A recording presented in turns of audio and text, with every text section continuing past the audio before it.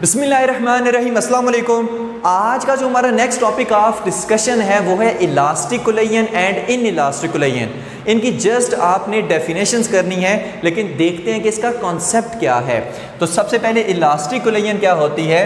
The collagen in which kinetic energy of the system is conserved is called elastic collagen. कि ये ऐसी collagen है कि जिसमें kinetic energy of the system conserve रहती है, यानी कांस्टेंट रहती है। ऐसी कोलेजन को हम क्या कहते हैं? Elastic collision. और ये आइडियल केस है।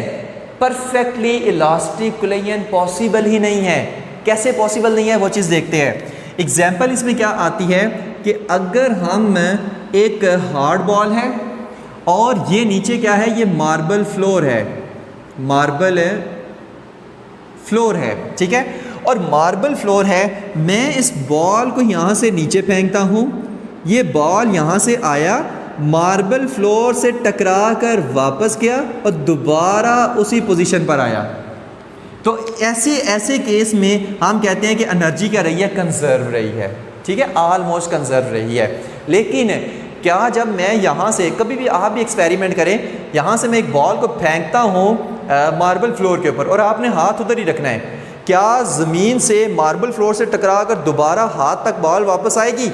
नहीं, कभी नहीं आएगी। हाथ से थोड़ा नीचे तक आएगी, यहाँ तक फॉर एग्जांपल आ जाएगी मार्बल फ्लोर से टकरा कर, लेकिन एग्जैक्ट हाथ तक वापस नहीं आएगी। यानी इसका मतलब है कुछ ना कुछ एनर्जी का लॉस हुआ है। लेकिन यहाँ पर हम क्या कह रहे हैं कि ये ऐसी कोलेजन है जिसमें कोई एनर्जी का लॉस नहीं हुआ, यानी kinetic energy of the system conserve रही है। जहाँ से बॉल हमने फेंकी थी वहीं पर एग्जैक्ट उसी हाइट पर वापस आई है, तो हम कहते हैं काइनेटिक एनर्जी कंजर्व रही है। और ये क्या आइडियल केस है, रियल केस नहीं है, ये आइडियल केस है। एक्चुअल में बॉल हो सकता है यहाँ तक आई हो, यहाँ तक, ठीक है, तो कुछ ना कुछ एनर्जी के लॉस ना हो जाते हैं। और वो एनर्जी के लॉस कौन से होते हैं भाई?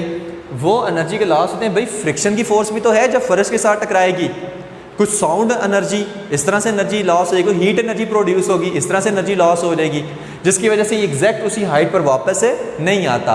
अगर एग्जैक्ट उसी हाइट पर वापस आए तो हम कहेंगे कि ये परफेक्टली इलास्टिक कोलेजन है, और परफेक्टली इलास्टिक कोलेजन पॉसिबल नहीं है, ठीक है।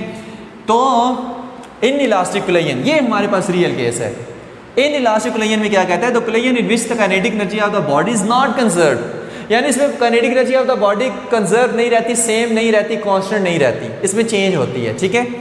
यानी कि अगर हमारे पास ये एक बॉल है, हार्ड बॉल ये, ठीक है, और ये नीचे है कुछ सैंडी फ्लोर। सैंडी फ्लोर मतलब कोई रफ सा फ्लोर, ठीक है, कोई रफ सा फ्लोर है, बिल्कुल ये क्लीन मार्बल फ्लोर नहीं है, रफ सा फ्लोर है।